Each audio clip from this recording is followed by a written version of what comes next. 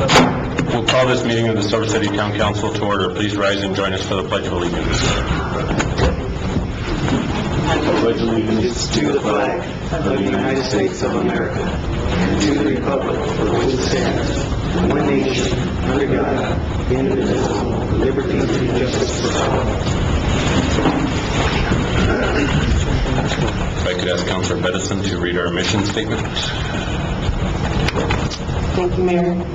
Silver City is the hub of an inclusive community celebrating a small town that, through guided growth, honors and preserves its historical, cultural, and natural heritage while facilitating jobs, health, and educational resources such that its residents and visitors may enjoy and protect the recreational opportunities of the area and high quality of life.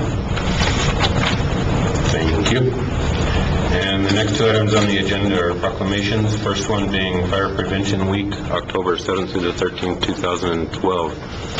Eric, if you're here to receive that, meet me at the podium.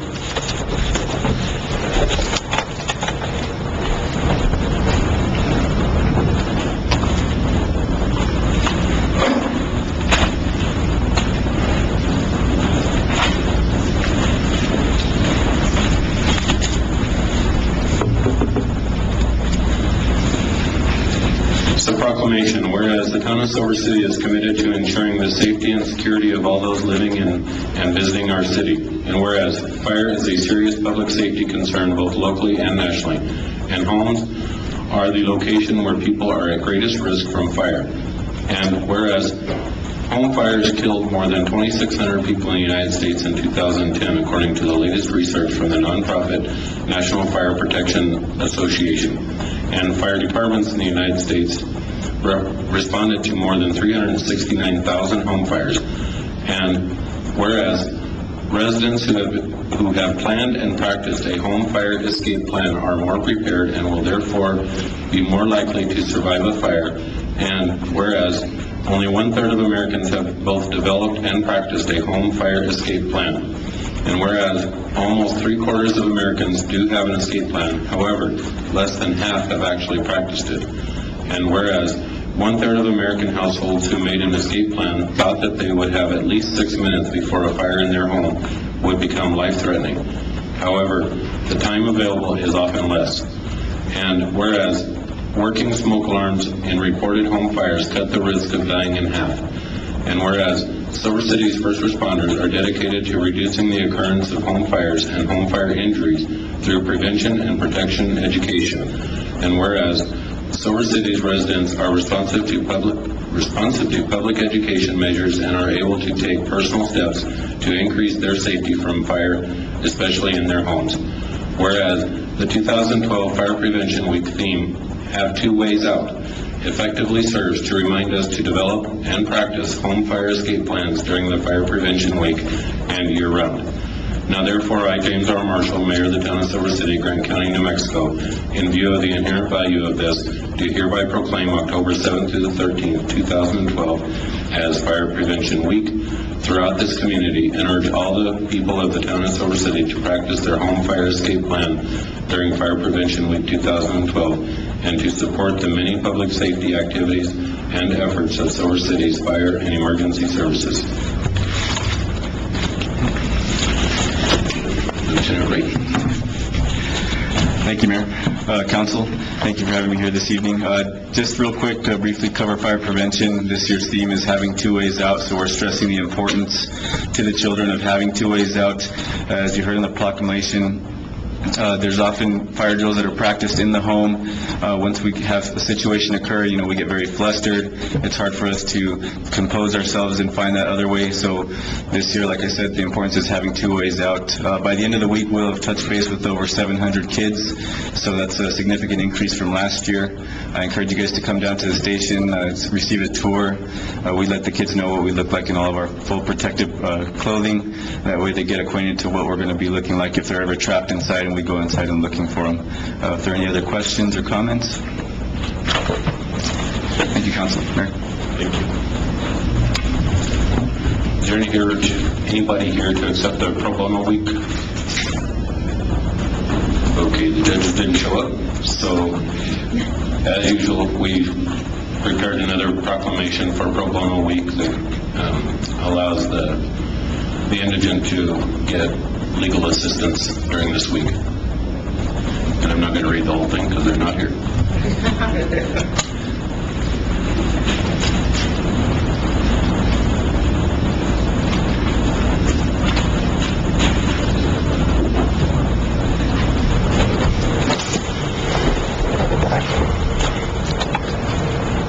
The next item on the agenda is public input, and there was none.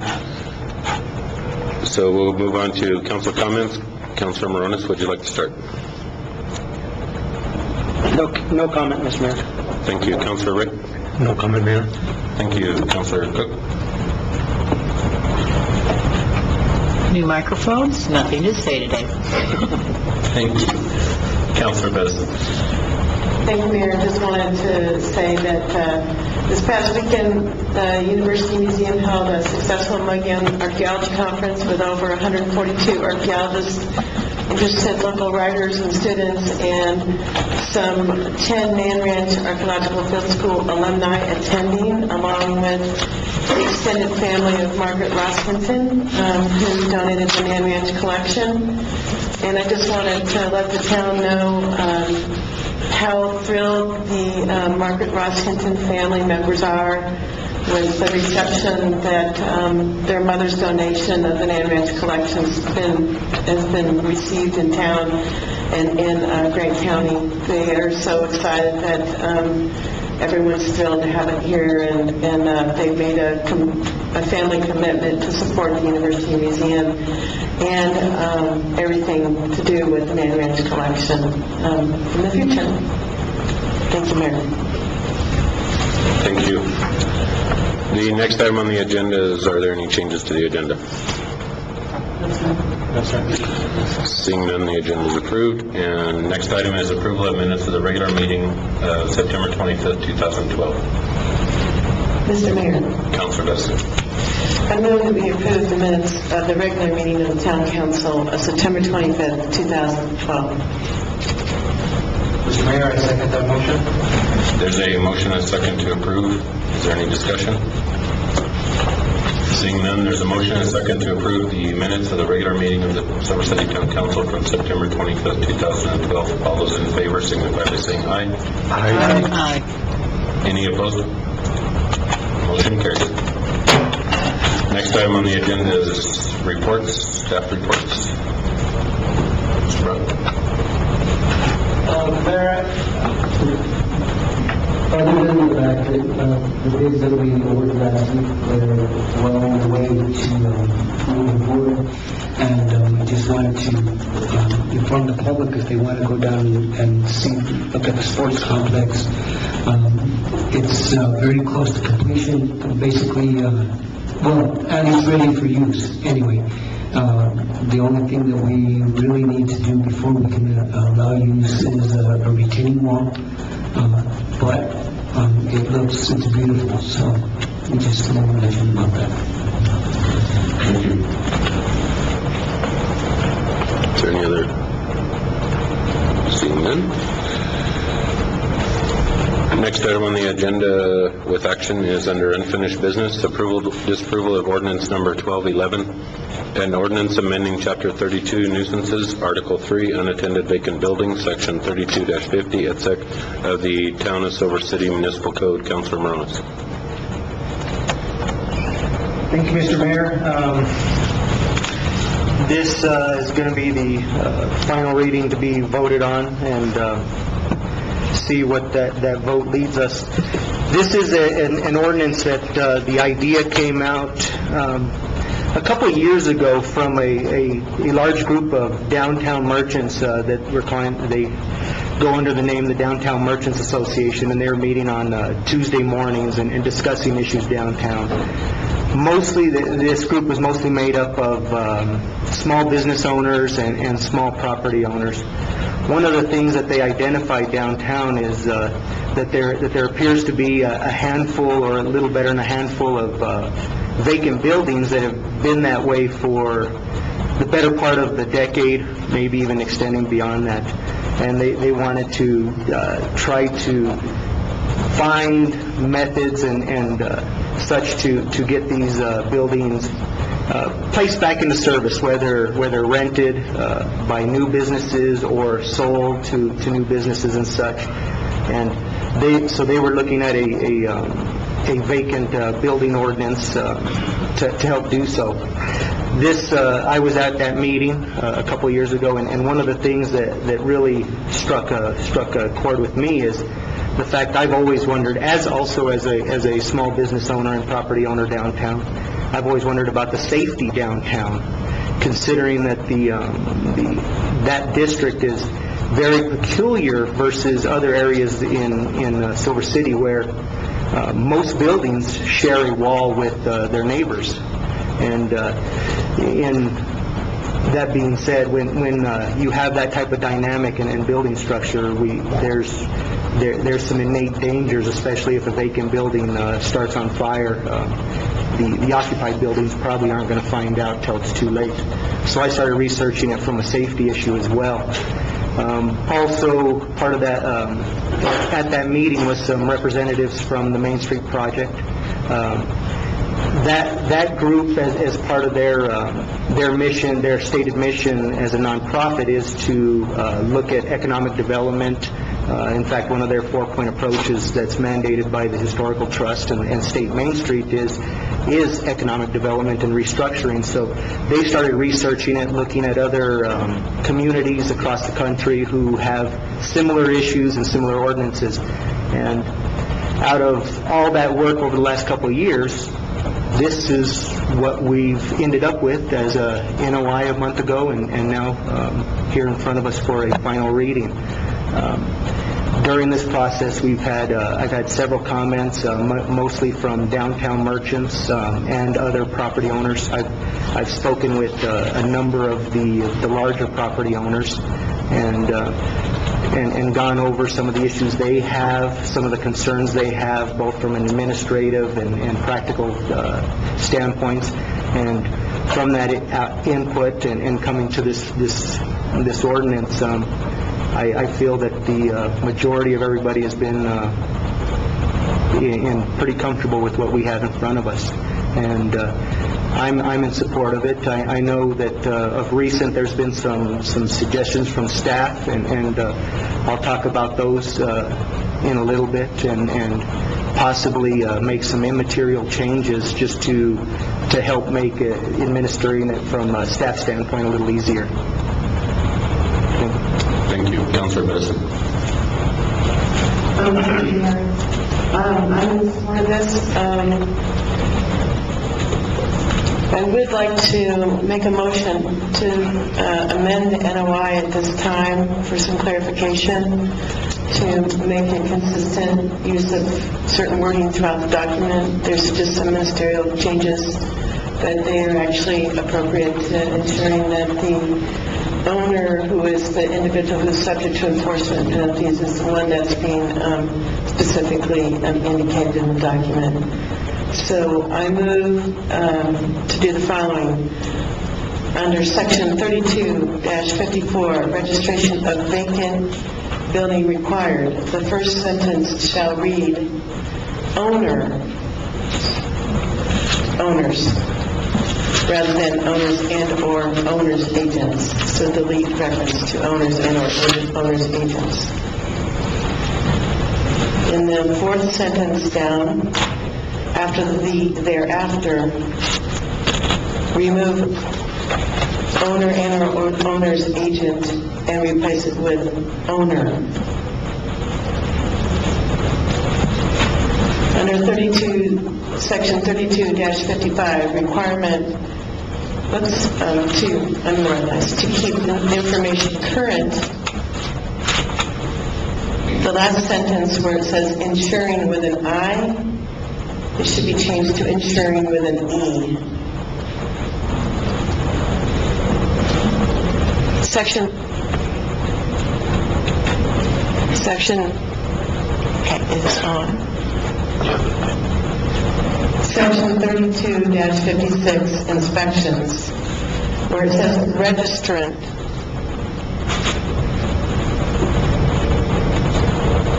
it says registrant, it should say, You're just too close. I am, okay. Owner. So every time it says registrant, it should say owner. So that would be in the first sentence, and in the fifth sentence.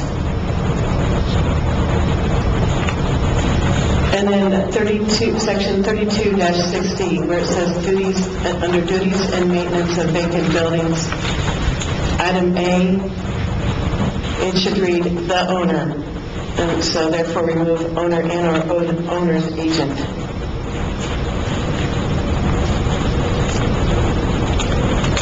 So that's all the changes. Is there a second? I second that motion. Is there any discussion? All those in favor of the amendments that were just proposed by Councilor Bedison signify by saying aye. Aye. Any opposed? Motion carries, and we have an amended document. We're back on the document. Councilor Bedison. Mr. Mayor, I request a short break in order to review some comments that were submitted just prior to the council meeting beginning. Is there a second? Mr. Mayor, I second that motion. There's a motion and a second for a short break to review comments that were recently submitted. All those in favor signify by saying aye. Aye. Any opposed? Motion carries. We're in recess.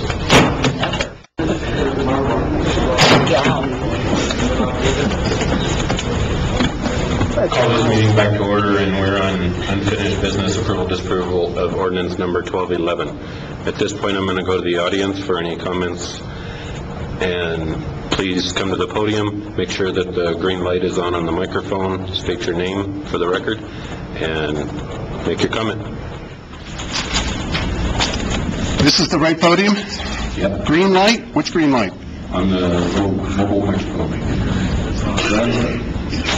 Green and red. Hi there, I'm Bill Carlos. I have been here 40 years in this town and have been involved with quite a few buildings and have a legal contractor's license. As you can see with this written comment, I have a group of categories. I've read your law. It's kind of vague. I understand what's really going on. It doesn't seem so much to me like a fire suppression ordinance as it does a beautification ordinance. I'll go down my list as you, okay. My first section A, construction licensing permitting. If somebody gets cited, if you guys go in and cite somebody, that sets in motion a construction process. This construction process, since it's a commercial building by definition, is going to be very public, and they're going to have to take the legal route, which requires them first to get an architect engineer's license. Maybe not an engineer's stamp, maybe just an architect, sometimes both. Sets of plans have to be completed and then approved by the architect and stamped to do commercial work. According to the state Las Cruces office, only commercial buildings with less than 10 people will possibly be considered without a stamp. Okay, architects and engineers don't want to mosey around. They would do their work right away. So you're going to have to pay right away to get demolitions done, structural investigations. You're going to have to do your finances. You're going to have to do a lot right at the beginning, which is not the way most of the people downtown did their buildings. Then you've got to make sure that you're not kicking in extra codes. The act of getting a permit for just something that may be considered minor can kick in the requirement that the whole building be brought up to all current codes. If you can imagine rewiring some of your houses to go with the current code, electrical, which went in last year or the year before, which is a notoriously nasty code, it can cost you tens to hundreds of thousands of dollars to bring your building up to code. It's hard to get contractors. I don't know if you talk to people around here, but they can't even get people to return calls when they're trying to get work done. The time frame you've listed in this thing really is vague and really not fair. There's just no way you can get a bid back by the time frame you've listed in this thing. Then The general contractor has to get subs to bid, so you're subject to their timetable, and it's really a pain in the neck. It's just going to take months. Then, only at that point, after you've decided what's going on, if in fact you're legal by your plans, you've changed all your plans back to coincide with what the pre-evaluation by the state building department gives you, then you go on to the next stage of permits. Okay, and you've already spent thousands, and anything you want to change, you're going to have to officially go through a change process, and it's not easy. It's not easy getting commercial jobs permitted in historic old buildings and remodeling. It's very difficult to estimate the expenses. This could create a result where some people just have to bail because they can't really afford even the engineering architect work that's required. It's no secret, as I wrote in Section 5, that many of these buildings downtown in the 40 years I've been here were fixer-uppers when they were bought. They were fixed slowly through the years without using architects, engineers, licensed contractors. I mean, we can walk downtown and we can point out buildings that weren't done legally. There's buildings downtown that are inherently unsafe, extremely unsafe by the building and codes, but we allow it. If you've been in any basements or under floors in this town, you know that the earthquakes that went through here in the 30s, and there was also one in 1975 when I was here, have cracked many of the footings in this town. Maybe not to the point where the building is going to fall, but if you brought in a structural engineer from somewhere else, they're going to say this building is condemnable. So you're creating something here that could have the opposite result from what you want. I think that if you're going to go through with this, as I say in Section 6, A6, that let's get everybody downtown in the Merchants Group and Project Main Street to testify. Report, you're asking for reports to be issued. Let's everybody vouch and notarize that they've only used licensed contractors and have used architects, engineers over, say, the last 15 years. Let's make sure that everybody, as the law calls it, has the doctrine of clean hands. If you're coming in here after not getting a permit or something and doing it all by yourself, then I don't think it's ethical to be supporting this. As you've noticed, I pointed out that in New Mexico, owner-builders can cut their own permits on residential work. You indeed can act as your own contractor. You have to supply a list of workers and subs. You're not allowed to do this work on commercial jobs. That's it. We also, for residential people, we allow them to take a test to run their own electric, their own plumbing, and maybe their own heating and cooling. You take a test, the state has provisions for this. You are not allowed in commercial work to do this. So that's the problems with construction, licensing, and permitting. The next section is fire safety. Penny Park burnt, we know why, because it was basically designed to be a burnable unit, and Hudson Plaza burned, which was an occupied metal building. Am I missing something over the last 40 years? Maybe I'm forgetting something, but how many fires have we had downtown that spread from one building to another? Are there any? Seems to me that we're declaring kind of a fire of emergency, therefore we ought to have maybe something might have happened that would trigger this, but I don't recall any, and apparently nobody else does. The really dangerous buildings, as any fire contractor will tell you, are restaurants, occupied restaurants, welding shops, and facilities with industrial heating devices such as kilns, and we have all these downtown.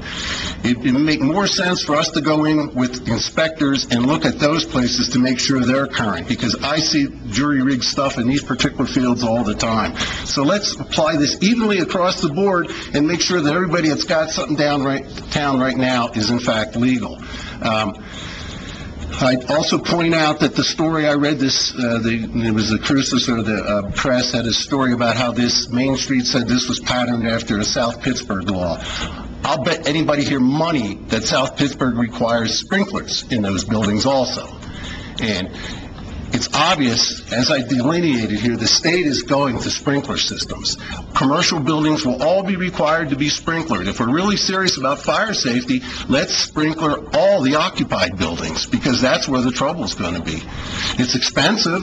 It's the water problem. The water department is going to have a real problem making sure they can provide the right amount of water to these sprinkler systems, which is what happened at the this building, when it was being converted, they didn't have enough water. But if you really want to be safe, it's inevitable. This is going to happen anyway. You're going to need to start sprinkling your commercial buildings. So, the other thing I thought was curious about fire safety is you specifically ban the boarding of buildings, I guess because you don't like the look of boards. Well, how are you going to stop fire if you make people keep putting glass in the window instead of doing something that somebody can't throw a Molotov cocktail through or can't just pop out and put some incendiary in there? You should be boarding these windows if, in fact, you wind up with even more abandoned buildings. I can suggest that if you've ever seen... In Italy, there are groups of art students that go around and paint windows on the sides of buildings that don't have windows. I saw a documentary once. You can't tell there's not a window up there with a curtain and a flower and a person. Maybe your boards need to be painted to look like windows. If you really want something safe, board them. You didn't mention shutters. There's these security shutters, there are steel shutters, there are a variety of insulated and security shutters that are appropriate here too, but apparently you don't want them. I mean, if I was a homeowner, if I was an owner downtown, I think I would prefer movable shutters. Okay, now we get to the finances. I called all the insurance agents in town, just about all of them, to find out what the story is on this insurance you're requiring. They don't lend it. In general. I think I found one place that supposedly they would. They could not give me any pricing. They want you to bundle. They don't want to insure an empty building. And they'd like for you to buy the liability, or they like you to buy all for the building from them. So right there, the insurance is going to be an issue. All these buildings started as downtown or fixer-uppers. Now you're creating a zone, an economic zone, where there's criminal sanctions. Really, do you think investors would want to come in and buy something if in 30 days they're going to be getting busted and it's whether or not you would give them an extension isn't really written in here. It may or may not be an extension. 40 years ago, the reason this town grew was because buildings were cheap. Rent was cheap and buildings were cheap. And if we really want to rejuvenate downtown, you have to start reducing rents and controlling rents. And that's what I point out, that the article about Ginny Wolf is talking about lower rents. Well, okay, I force somebody to spend $100,000 on their building. When they get done, it's just still a functioning building. Are they going to raise the rent or lower the rent? I mean, it seems to me that you're forcing people to recover their money right now, which is going to have the opposite effect. High rents are going to drive people out of here. All over New Mexico, people are going in and setting up art galleries where it's cheap. Go to Magdalena, go to San Antonio. It's not because they want to pay money, they want cheap rent. Isn't it time for rent control then? If you want to rejuvenate the downtown, let's consider rent control. Let's have all rentals listed on a list. You guys know what's a residential rental, what's a commercial rental, and let's see what we can do for rent relief. Then I think you'll see people moving downtown again.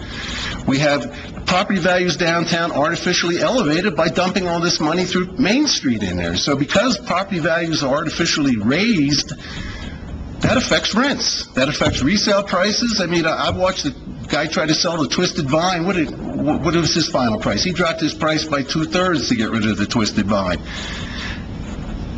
We may be, in fact, creating a problem downtown with the way we're dumping money into it. How do we mandate occupancies during a depression? I mean, we have empty buildings. Yes, we have empty buildings. I mean, if it's not really a fire hazard, I mean, it's one thing to declare it, but if it isn't really a fire hazard, so be it. That's life in a free society. Regional downtowns like Albuquerque brought themselves back by nightlife. There's been no mention of nightlife. We had more nightlife 40 years ago in this town. Anybody that's been here that long will tell you that's true and not an exaggeration. Nothing of what's going on down there gives me any indication that we're trying to expand on our nightlife. I mean, everything's closing by 9 except the Buff, maybe 10. People come to this town, they expect a little bit of nightlife. Why don't we start pushing for that? So I questioned why, in the financial thing, why Project Main Street and why all this money is being dumped downtown. Why couldn't they have just bought these buildings? I mean, rather than putting arches over a bridge that's too dangerous to really walk across by building codes, why couldn't we just buy these buildings? I mean, we put millions down there, and of course, Mr. Seibel won't tell me how many millions. I have to do a lot of work to get this information, but why don't we just buy them, okay? And last in that section about financial hardships, there's no mention of people that just can't afford this. Some people are getting this property through an estate. Some people, you just never know. There's people with mental issues. And soldiers. What if one of the soldiers owns one of these buildings? He don't know what's going on. He ain't coming back here for an extension. You're saying owners, not owners' agents. Well, I mean, come on. We're not thinking this through. You have to allow people that are, in fact, not in good financial positions right now, and this, there's a depression out there. I know some people don't watch TV, but there's a depression. It's getting worse. So this really seems like bad timing. Okay. Common sense and details. As I say, if I rent my building to somebody and they go off and do something in Spain or decide they're paying the rent, but they decide we can't cut it and they leave, is that a vacant building? Am I going to all of a sudden have to come down and pay you guys fees and do reports and do all this stuff because I have a renter, I'm collecting rent, but they're gone? I don't think that should be considered a vacant building. I don't know, do you? Okay, dangerous. They're using the term dangerous. Depending on who you got in there, danger is a totally relative term. As any contractor will tell you, it's totally relative. You're not citing specific codes. You're not citing specific sections of codes. You're basically allowing it to be used arbitrarily. And as we've all learned, this is when people get in trouble, when governments start allowing individual people to interpret laws their way and bust other people. If you're going to do it this way, then go through all the codes and point out, they define dangerous in the beginning of each code, and, dangerous for the gas code is going to be different from danger from the electric code. And you also have given yourself the right to just send people in if it's, quote, vacant. No search warrants, no nothing. We can just come in and look around and shop. I mean, this is the sort of concept that the constitutions were created for, fishing expeditions. Basically, you're sending in your people to fish. Maybe we can get them on a nuisance. And if you can get them on a nuisance, that kicks in this construction clause, and more than likely you're going to bankrupt them. So you will get rid of them. Whether or not you'll wind up being happy with the building when you're done remains to be seen.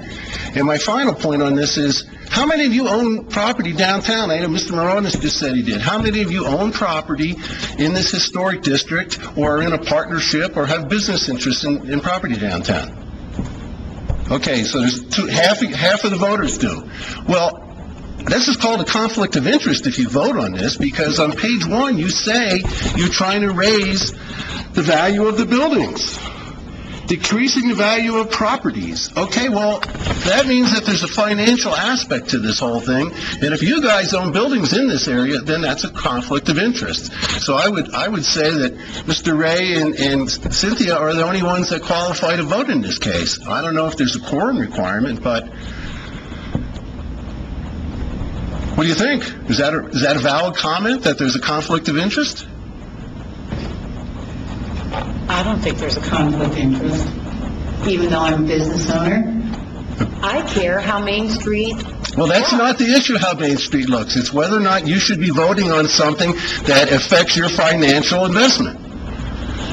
Does it or does it not? If property values... Ethics laws within the town, the attorney will make a ruling whether this applies to that or not, and if you... have you asked the Attorney General? I'm speaking, sir. Go ahead. You don't understand the ordinance that you just spoke for 15 minutes about. I don't? You've gone on and on and on about it. You refer to codes that aren't referenced in the ordinance. They are referenced. You talk about all sorts of issues in here that are... I can't help that. But you're not going to disrespect the council. By what? By asking for... I'm speaking. Well, you're telling me I'm disrespecting You're out of order. I'm out of Sit order. down. Your time is up. Pretty funny.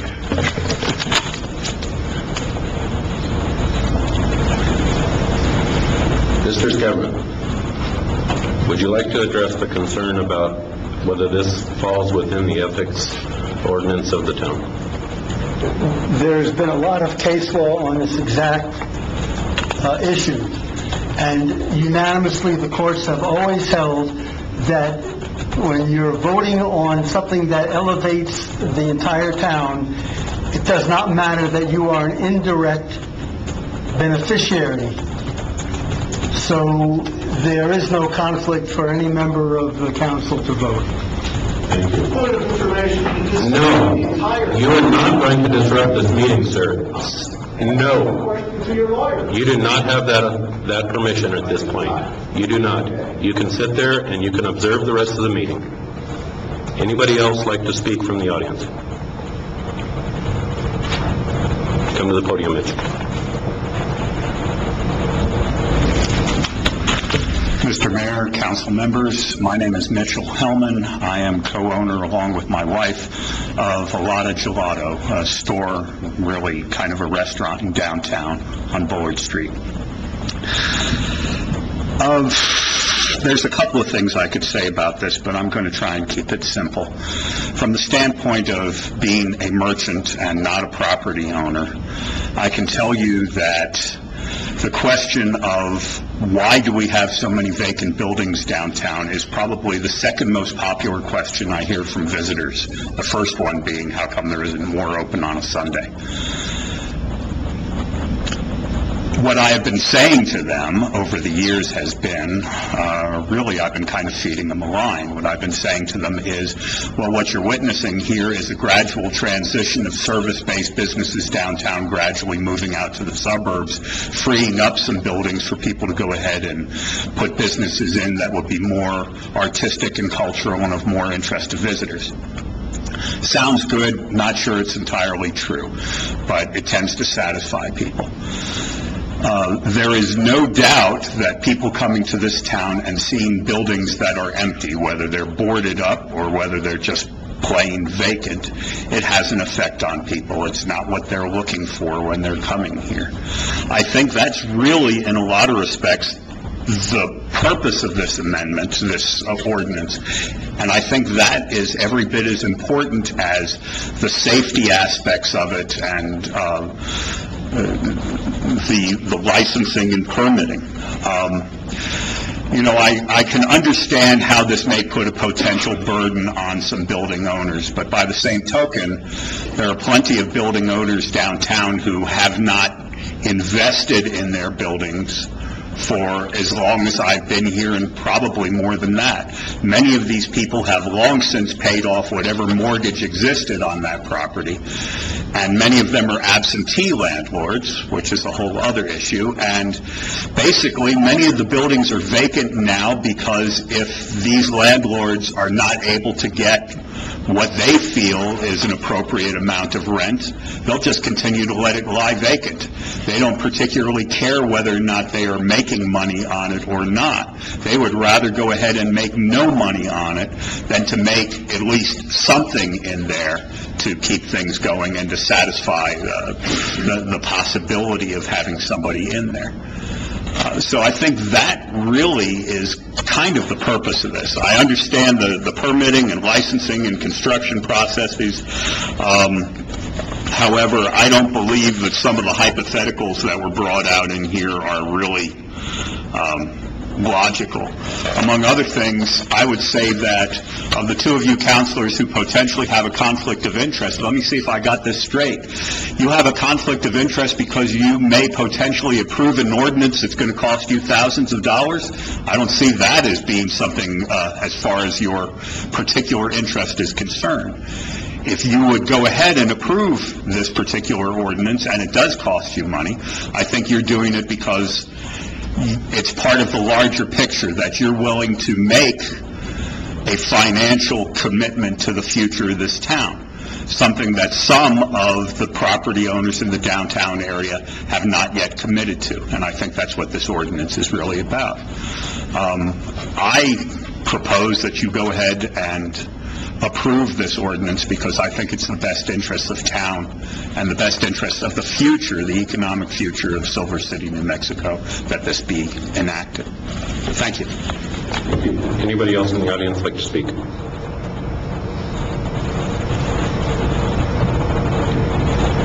Seeing none, we're back to the council. Councilor Morones. Thank you, Mr. Mayor. briefly, as opposed to going over every point that was discussed, I'm going to go over just a few overlapping general areas about this ordinance. It does read fairly vague because it's not describing the other ordinances that are already present that it's bridging to. And to articulate that further, there's a comment that where we don't have an even playing field, that somehow this is going to make vacant buildings subject to stricter and more regulation than occupied buildings, and become financially detrimental to those property owners. The fallacy to that is this is actually bringing vacant buildings up to the same playing field as occupied buildings. Every occupied building must pay a $35 a year business permit, which is where we got the $35 permit fee in here, bringing it on an equal playing field. All occupied buildings must be inspected, and that inspection is much farther reaching than the inspection with this ordinance. This ordinance is looking for a safety inspection for present and imminent danger. It's not going they're not going in there looking for code violations and bring it up to a full code. They are just inspecting for clear, present, and imminent danger situations so that those items can be remedied so that they're not posing any further danger. The insurance, actually, oddly enough, on the insurance question, I asked a couple insurance agents, and they seem pretty fine with offering insurance. In fact, one had just sold a policy on a unoccupied building, and it wasn't. It actually was slightly higher than my building, though the square footage was about 25% larger. So I figured it was pretty much on par with occupied buildings, maybe slightly higher.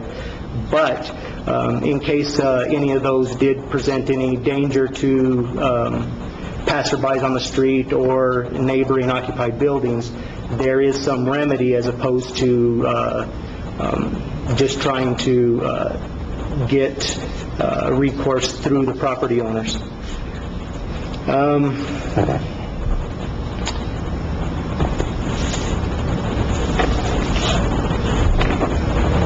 That's, let me see. There is the question on the financial constraints to this. The one fact in life in general is financial hardship really hasn't excused us from obeying the laws in any ramification. Whether we have an occupied building and running a business and we're nearing bankruptcy, if something happens, we're still liable. We still have to remedy whatever happens that our negligence created or any damage that happened on our property. Our financial hardship does not limit that. We still need to abide by the law. And like I said, this may read slightly vague, but it's because it's bridging us, bringing those vacant buildings up to the same standards as the occupied buildings. The standards are going to be based on what the inspectors find. Remedies are under the abatement of dangerous buildings ordinance that already exists. Also in this same section on abatement of nuisances that already exist. Vacant property owners after this will have to abide by those laws just like occupied buildings. And I feel that that's very important because right now we do not have an even playing field. Vacant building owners have far more liberty right now to do things improperly because they are not elevated to the same standards that those of us who occupy our buildings. Outside of that, I did mention that I wanted to bring up a couple items that that we may want to add to this, some immaterial changes.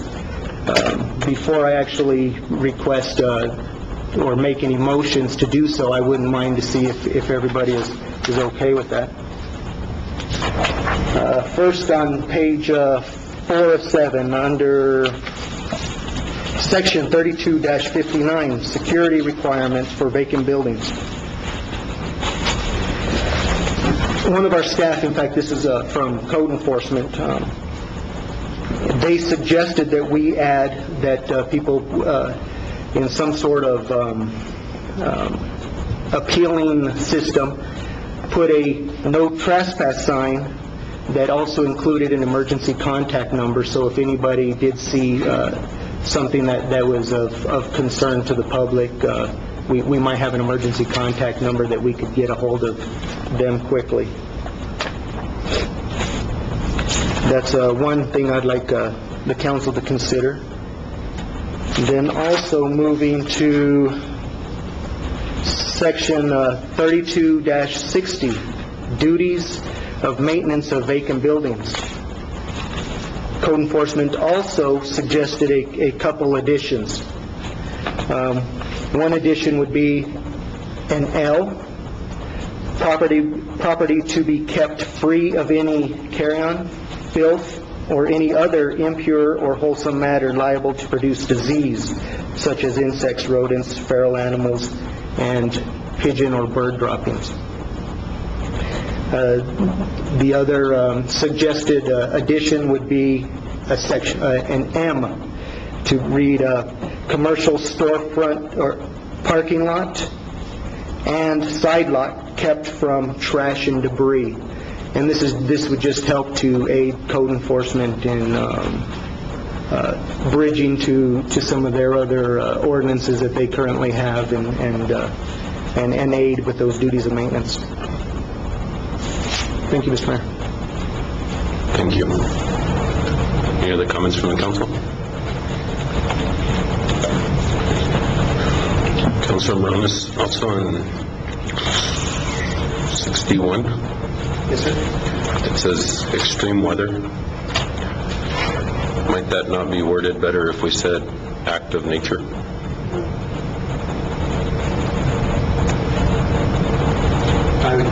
As Mr. Carlos mentioned, we have had a history of earthquakes very intermittently in our history.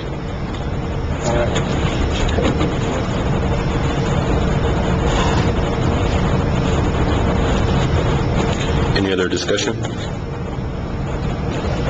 Entertain a motion.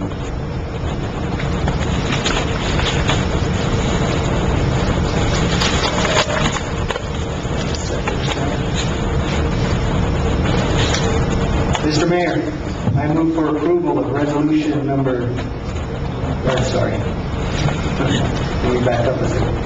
Mr. Mayor, I move for approval of ordinance number 1211, an ordinance amending Chapter 32 nuisances, Article 3, unattended vacant buildings, Section 3250 of the Town of Silver City Municipal Code, with the following changes. Under Section 32-59, with the final sentence to add a no trespass sign with a telephone number for emergency contact.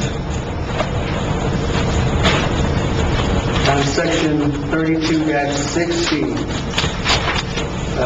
duties of maintenance of vacant buildings, to add L, property to be kept free of any carrion, filth, or any other impure or unwholesome matter liable to produce disease, such as insects, rodents, feral animals, and pigeon or bird droppings.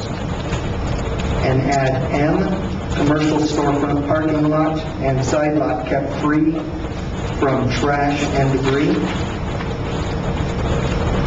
And on Section 32-61, partial or complete destruction of building, to cross out extreme weather and add any act of nature.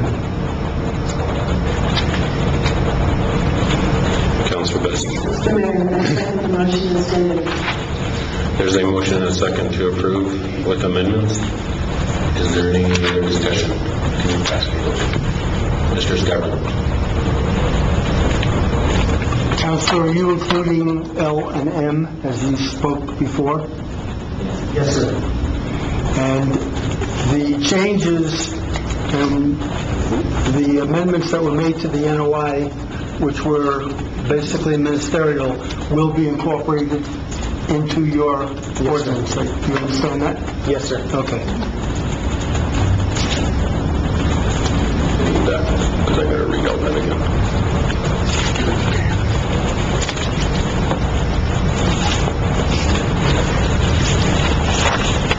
There is a motion and a second to approve an amended ordinance number 1211 and ordinance amending chapter 32 nuisances, article 3, unattended vacant buildings, section 3250 et sec of the town of Silver City Municipal Code, with the additional amendments of adding in 3259 a sentence at the end that requires a no trespass sign with emergency contact number posted, and 3260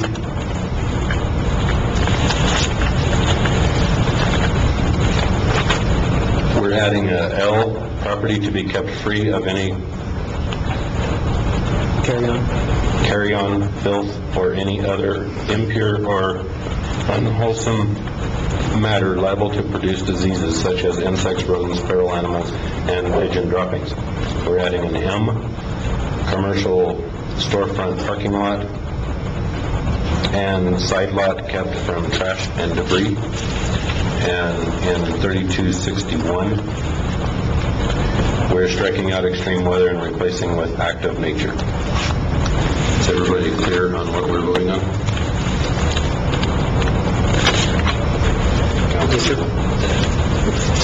So we have a motion, a second, and no further discussion. Roll call. Councilor Morales? Aye. Councilor Bryan? Aye. Councilor Cook? Aye. Councilor Madison? Motion carries. The next item on the agenda is approval, disapproval of resolution number 2012-24, a resolution supporting an application by Grant County to the New Mexico Juvenile Justice Advisory Committee for a grant to provide services to children, youth, and families. One second.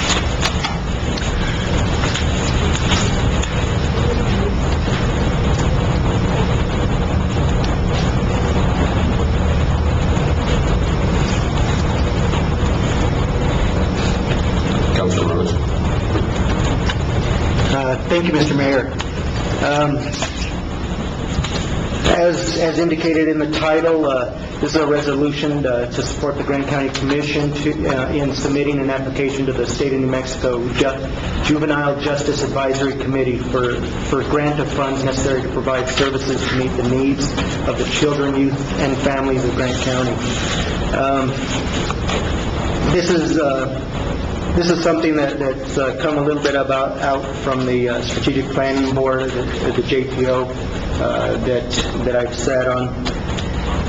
And what our initial plans were to have the three counties apply jointly, but after Luna and Hidalgo County applied on their own, we were left with having Grant County apply.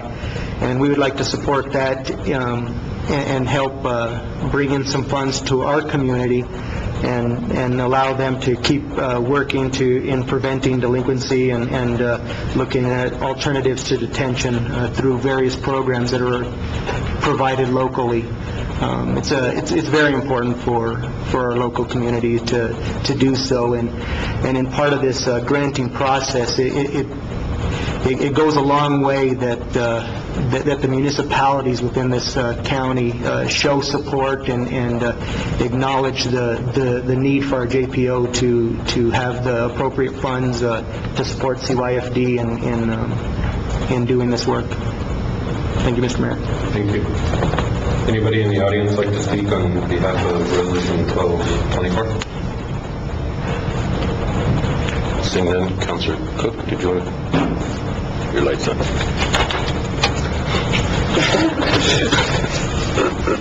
Okay. Any discussion from the council? If not, I'll entertain a motion. Mr. Mayor, Counselor. I move for approval of resolution number 2012-24, a resolution supporting an application by Grant County to the New Mexico Juvenile Justice Advisory Committee for a grant to provide services to children, youth, and families. Is there a second? Mr. Mayor, I'll second that. There's a motion and a second to approve. Is there any discussion? I just have a question for you, Counselor. Yes, sir. On the second whereas, on the Grant County Juvenile Board, Yes. is that an official appointed board or who appoints? Good question. I do not believe it's a formal board. Priscilla may have some information on this, or Alex may as well. Yeah, it's a board that's been appointed by the district judge, Judge Robinson. He's the one that has appointed the board. So he's in charge of appointing those members. Thank you. Any other discussion? There's a motion and a second to approve resolution number 2012-24, a resolution supporting an application by Grant County to the New Mexico Juvenile Justice Advisory Committee for a grant to provide services to children, youth, and families. Roll call, please. Aye. Aye. Aye. Motion carries. The next item on the agenda is approval, disapproval of resolution number 2012-25, a resolution supporting the funding of a feasibility study for the establishment of a vocational career center and school. And I'm going to defer to Priscilla.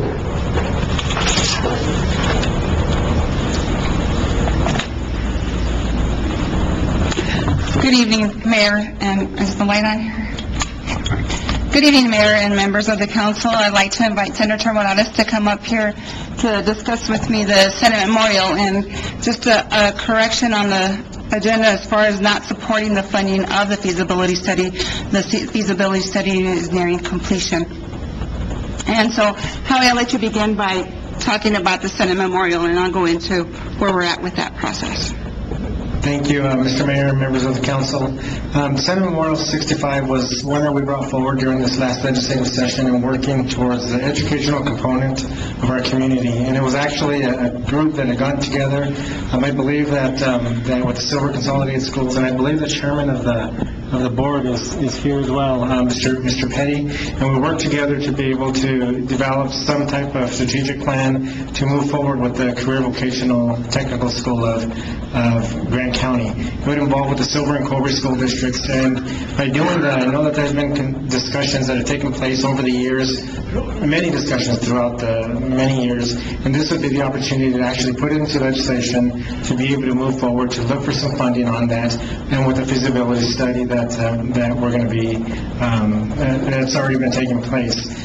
Many members of the business community, school district, individuals from the university, Dr. Shepard and his staff have been working on this, so they've been working to be able to provide a well-rounded approach to how we can best address this issue. And when we're talking about economic development, this is a perfect way to be able to go through and to enhance our educational system with students to be able to be equipped with areas that they may be interested in, whether it's carpentry, plumbing, other type of vocational auto mechanics that they may be interested in. This would be the opportunity to go through, and with research, as research shows, we tend to lose students in the 7th and 8th grade areas, and so by going through and to address and try to get them to be able to find an area that they can be find some educational success in an area that they're interested in. That's what this memorial was doing at Senate Memorial 65, and I couldn't be more proud of our community coming together and working through this last year to really come forward with a plan to move forward with this.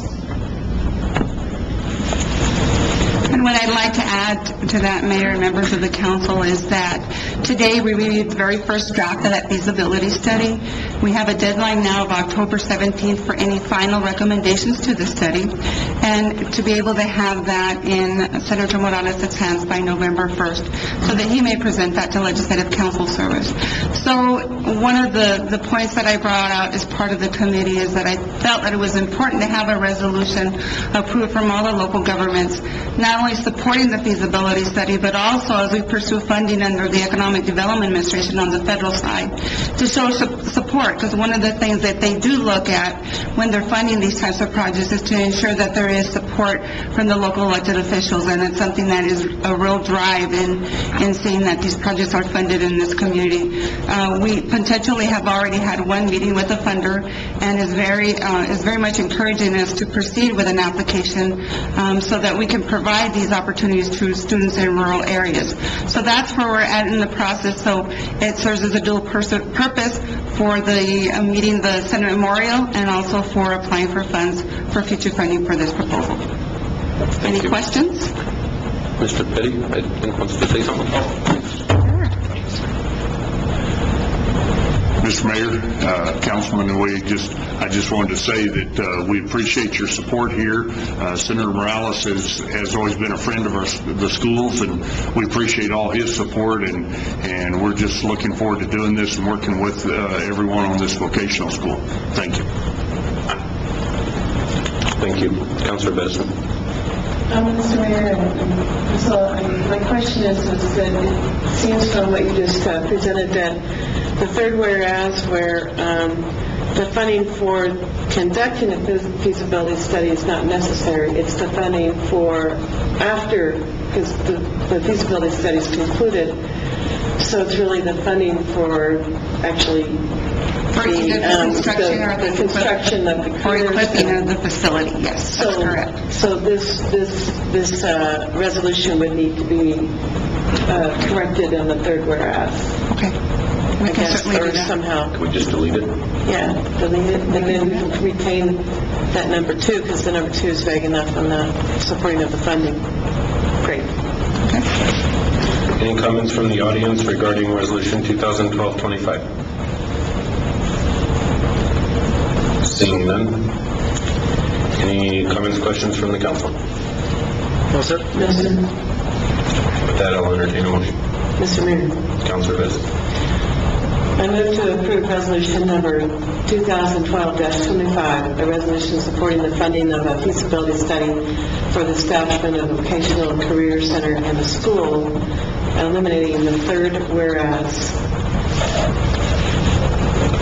Is there a second? Mr. Mayor, I second that motion. There's a motion and a second to approve Resolution 2012-25 with amending it to delete the third whereas. Is there any other discussion from the council? No, sir.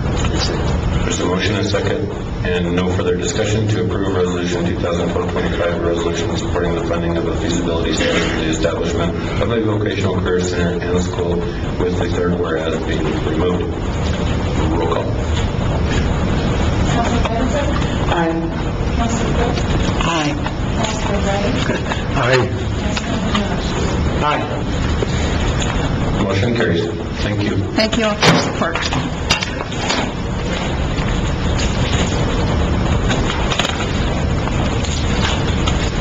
The next item on the agenda is approval disapproval of appointment to the Mayor's Climate Protection Agreement Citizens Advisory Committee. We have one application the chair of the committee has reviewed and is familiar with the applicant, and I find the applicant to be qualified. But I would like to appoint Mr. Jason Burke if there's no objection. No objection. No objection, sir. Seeing none, Mr. Burke is duly appointed, and we will notify Mr. Burke and the chair. Entertain a motion to... Mr. Mayor, I move that the council go into executive session pursuant to NMSA 1978, Section 10-15-1H for the following reasons.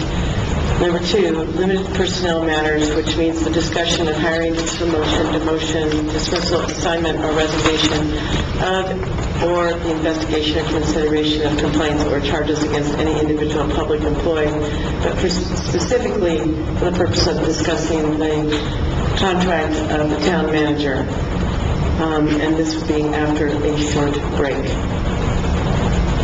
Is there a second? Mr. Mayor, I second that motion.